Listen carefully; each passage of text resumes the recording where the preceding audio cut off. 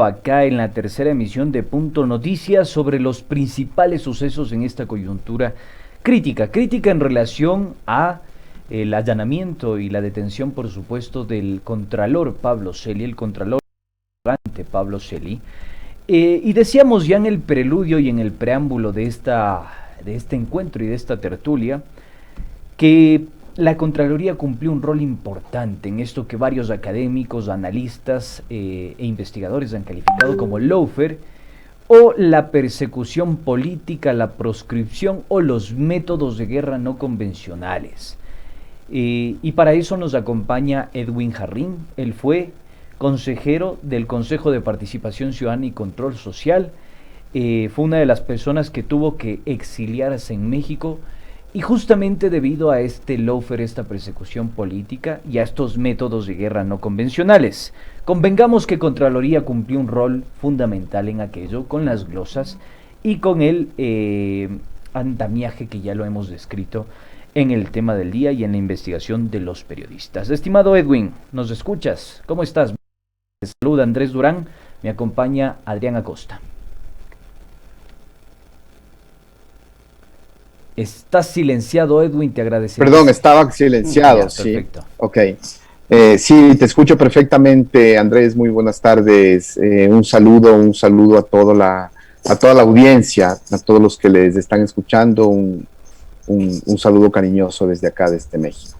Edwin, quisiera que nos precises cuál es tu criterio al respecto de esto que está viviendo el país en torno al lawfare, en torno a la persecución política, en torno a la judicialización de la política, a los métodos de guerra no convencionales, han sido calificados por la propia Fuerza Aérea estadounidense. ¿Cómo entender lo que pasa hoy por hoy en el Ecuador en función también de este allanamiento y de esta detención de Pablo Celi? Mira, yo creo que tú lo has explicado, lo han dicho y lo han hecho en muchos otros programas y en muchos reportajes e investigaciones, ¿no? O sea, efectivamente, el lawfare lo que es una guerra judicial, podríamos decirlo, es una nueva forma de implementación de lo que era el Plan Cóndor en los años 70, en los años 80, ¿no? Como ahora no se permitiría en el mundo, no podría darse ese tipo de dictaduras sangrientas, la mejor forma para derrotar al enemigo que se encontró fue a través del arma de la guerra judicial. Y el componente no solamente es tú tienes primero tienes que dañar totalmente la honra de tu enemigo, para que sin honra no tenga capacidad de defenderse. Entonces ese es el primer paso del lawfare. El segundo paso del lawfare ya viene a partir de la persecución judicial, en donde determinan y en donde hacen justicia y se redactan sentencias por la fuerza de las circunstancias y no por realmente evidencias, pruebas o algún indicio que pueda llevarte a una investigación. Y en ese camino que el Ecuador emprende de una manera yo diría, emprende judicialmente a partir del mayo del 2017, el rol de la prensa ya lo hizo desde mucho antes, 3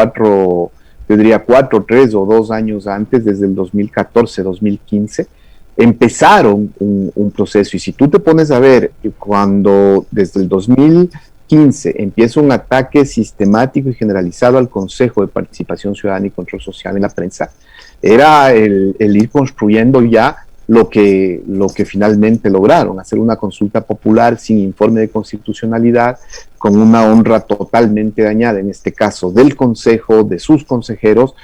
¿Para qué? Para poder tomar por asalto toda la institucionalidad del Estado. Y en ese tomar por asalto, en el caso de Pablo Celi, es literal, ¿no? Él lo toma por asalto, él lo toma por policías, él lo toma maltratando e insultando a personal de Contraloría, él lo toma rompiendo una acción de personal en la que no era su contralor, ¿sí? Es decir, él asalta la Contraloría General del Estado para sentarse en ese despacho, y podríamos decirle, todo el aparataje que compone el lawfare, que en este caso era el Ejecutivo, que en este caso también la justicia, y toda la prensa respaldándole a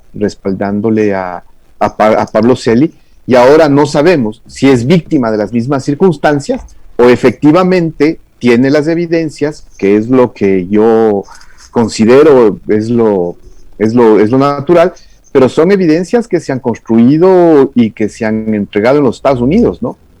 Y la gran relación que tiene la fiscal con el Departamento de Estado le permitirá estar procesando lo que está procesando ahora, pero desde siempre se denunció cuáles eran los alcances del Contralor Celi.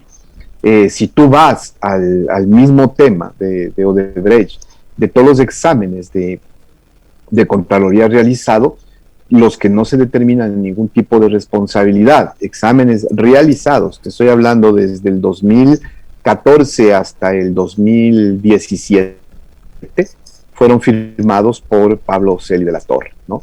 Y ahorita él está inmerso en esas circunstancias y en una podríamos llamarle, en una cloaca de corrupción donde su sobrino ya estuvo preso en los Estados Unidos, su hermano es el que opera finalmente las glosas y cobra honorarios, como muchos de los notables abogados que opinan permanentemente en redes, ¿no?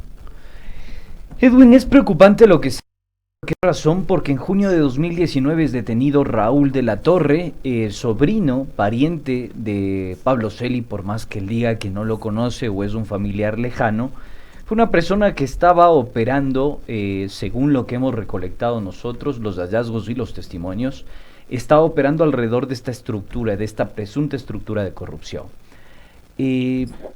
Y fue detenido en Miami, y fue detenido con $250,000 en efectivo, que no sabía cómo explicar ese dinero.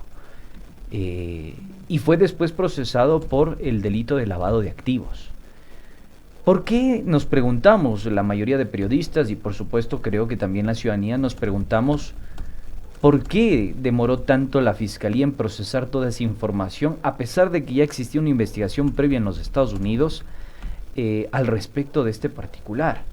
¿A qué atribuyes tú esta falta de celeridad en el proceso de investigación previa? Mira, lastimosamente todo es político, ¿no? Con esto lo que estarán pretendiendo es darse un lavado de manos, porque finalmente yo quiero regresar al punto de la consulta. O sea, tenemos una consulta inconstitucional, unos consejeros inconstitucionalmente designados, procesos de designación de autoridades totalmente inconstitucionales. Te llevan a nombrar a todas las autoridades de control y de la justicia, como es el Consejo de la Judicatura, con muchos reparos, con muchos reproches, con muchas deficiencias en la gestión. Y Pablo Celi ni siquiera fue nombrado por concurso, creo que eso hay que insistirlo, ¿sí? O sea, ahí decidieron que como era el subrogante tenía que quedarse ahí hasta que finalice el periodo del titular y dejaron un contralor subrogante, que el Consejo de Participación Ciudadana no ha cumplido con su rol y su responsabilidad, que es la de designar un subcontralor titular.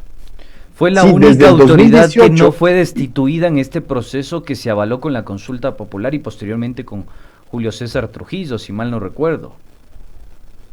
El contralor Carlos Polit, que había ganado un concurso, es destituido por un juicio político. ¿Sí? Después de eso, debió haberse hecho un concurso para designar al nuevo contralor. ¿Ya? Y esto estamos hablando del 2017. Y desde el 2017 a la fecha, ese concurso no se ha realizado. Lo que hizo el Trujillato fue decir, el contralor subrogante se va a quedar ahí porque se va a discutir la ley de que se cambie la Contraloría a un tribunal de cuentas. Acordémonos de todos los cuentos que nos han metido, y nos ha metido el propio Celi, ¿no? Hablaron de la propuesta del Tribunal de Cuentas. Entonces, ¿para qué vamos a nombrar un contralor si es que ya se va a hacer un Tribunal de Cuentas? Esperemos que eso se dé para ya nombrar el Tribunal de Cuentas. Acordémonos de todas esas historias y esas fábulas que nos la contaron. ¿Para qué? Para cubrirse entre ellos y para utilizar a la Contraloría General del Estado de una manera totalmente ridícula. ¿Para qué? Para glosar para determinar glosas millonarias, la cantidad de funcionarios que hemos sido acosados y perseguidos, que no hemos tenido otra función que tener que vivir respondiendo a Contraloría, para tener glosas millonarias y para tener muchísimos indicios de responsabilidad penal en la Fiscalía General del Estado, cuyos procesos no caminan ni para atrás ni para adelante, porque la Fiscalía no sabe qué hacer, no pueden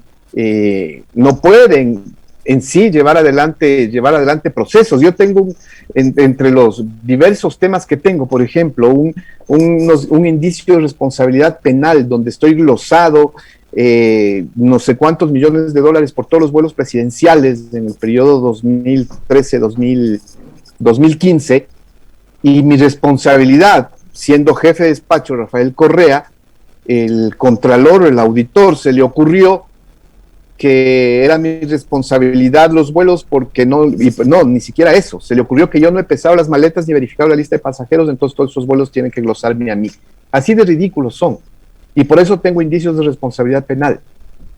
Ese es su concepto de ridiculez, y no te cuento todo el resto de 14, 15 casos, que cada uno es más ridículo que otro, porque han sido utilizados como una herramienta de persecución. Y todos esos auditores que en su momento en persona se los he dicho, ellos son perpetradores de un delito de lesa humanidad, porque están siendo perseguidores, están siendo torturadores, están siendo victimarios de un grupo político específico, como es en este caso es el correísmo, ¿no? A los que nos han acosado, nos han perseguido y han intentado desaparecernos completamente, ¿no? Sí, justamente, Edwin, es importante recapitular o conocer, recordar justamente cómo ha sido la actitud del contralor Pablo Celi en su papel de haber impulsado una persecución contra exfuncionarios del anterior gobierno, con informes de responsabilidad civil y penal, en muchos casos que no han tenido sentido. ¿Podemos recordar los principales casos que llevó adelante el contralor Pablo Celi?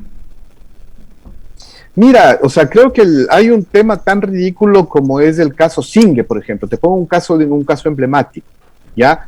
Un caso emblemático que está ahora en las Cortes, ¿sí? El perjuicio al Estado es que el Estado recibió más ingresos de lo que estaba en el plan original. Ese es el gran perjuicio al Estado, ¿no? Entonces, ese tipo de acciones de persecución directa fueron impulsadas desde la Contraloría General del Estado. Y así como este que te pongo, que ya está en los tribunales, existimos miles de compañeros, de exfuncionarios, funcionarios públicos, que vivimos cada semana dedicando un tiempo y unas horas a responder lo que la Contraloría sigue preguntando, y a la Contraloría, al contencioso administrativo, y también a la Fiscalía General del Estado, ¿no? Ese ha sido el rol que ha tenido el contralor Pablo Celi, de una manera totalmente inconstitucional, de una manera totalmente ilegal, pero que ha sido aupada y ha sido permitido, primero, por el gobierno; segundo, por el Trujillato y su proceso transitorio; tercero, por los medios de comunicación. Y lo que hemos visto últimamente, y es que quien gritaba, ahí está el ladrón, el ladrón, el ladrón, sí, era el que estaba robando. Y eso está pasando y se va viendo. Esta vinculación y los presos de hoy día será por información que tienen desde los Estados Unidos. Y aquí está involucrado el despacho del presidente de la República. Es el secretario general de la Presidencia de la República el que también está siendo procesado junto con Pablo Celi. Entonces, ahora van a decir que no había ninguna relación y que había independencia de funciones entre la Presidencia y la Contraloría General del Estado, ¿sí? Cuando eran socios en negocios turbios, cuando eran socios en negocios chuecos, había independencia de la Contraloría General del Estado sobre la Presidencia de la República. Evidentemente que no había, pues, ¿no? Porque los procesos de persecución son tan dirigidos que van directamente hacia hacia personas o hacia personajes cuando tienen una acción pública, cuando hacen algún espacio de protesta, cuando se da alguna reacción de alguno de esos personajes. Y tú me preguntabas casos emblemáticos. Te voy a dar un caso emblemático que costó la prisión de personas durante varios meses, como fue la prisión de Carlos Bravo, de Marco Antonio Bravo, de Patricio Pacheco. Estuvieron presos, varios meses presos, para que les declaren inocentes. ¿Y dónde nació todo? En un informe de la Contraloría con indicios de responsabilidad penal, en donde Fernando Alvarado estuvo con grillete y los otros 3 que acabo de mencionar estuvieron presos. Estimado Edwin, quisiéramos cerrar esta entrevista y esta conversación en torno a los sucesos recientes en la Contraloría General del Estado, la detención, por supuesto, de Pablo Celi y esta presunta red de corrupción donde también estaría presuntamente involucrado Augusto Briones, secretario de la Presidencia de la República, o mejor dicho, ex secretario. Edwin, quisiera consultarte si ustedes están conscientes de que este cambio de gobierno, de este cambio de mando, significa un nuevo aire quizá en la institucionalidad. ¿Cuál es su proyección a futuro? ¿Cómo piensan que serán tratadas las personas que han sido perseguidas políticamente y qué piensan al respecto de esto? Brevemente, por favor. Muy rápido, Andrés. Lo denuncié en el 2017 cuando Moreno llamó a la consulta popular, ¿no?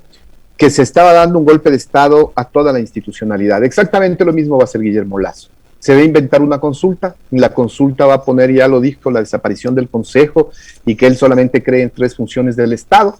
Eso significará que va a volver a refundar el Estado y va a volver a nombrar todas las autoridades, y en esa mecánica nos vamos a ir permanentemente porque no permitimos que madure la institucionalidad del Estado. Entonces creo que el camino que va a tomar el presidente electo será ese: sacar a todas las autoridades que no le gusten, y de ahí que ahora la fiscal esté haciendo buenos números. Creo que ya empezó a deshacerse de alguien que le estorbaba porque le parecerá demasiado amoral, como es el contralor Pablo Celi. Entonces prefirió que de una vez se lo despache y que se lo vaya, y de paso vaya ensuciando al presidente Lenín Moreno también, con su secretario general de la presidencia, ¿no? Entonces yo creo, y lo que se debe dar en el país, es decir, vamos a ponerle un alto a la persecución, vamos a respetarla realmente, la institucionalidad del Estado, y que no vayamos otra vez a una consulta popular para que Guillermo Lasso pueda designar a sus autoridades. Respetemos la Constitución y que se hagan los concursos de todas las autoridades como dice la Constitución y como dice la ley. Ninguna ha sido designada como dice la Constitución. Entonces lo que deberíamos hacer realmente es que se den los concursos como dice la Constitución. Muchísimas gracias, Edwin. Queremos agradecerte por tu participación en este programa en Punto Noticias, tercera emisión. Te invitaremos para una próxima para poder seguir generando esas conclusiones que son tan importantes. Muy amable. Muchas gracias, Andrés. Un abrazo a ustedes y un abrazo a todo el país, a toda la patria. Se extraña mucho. Saludos.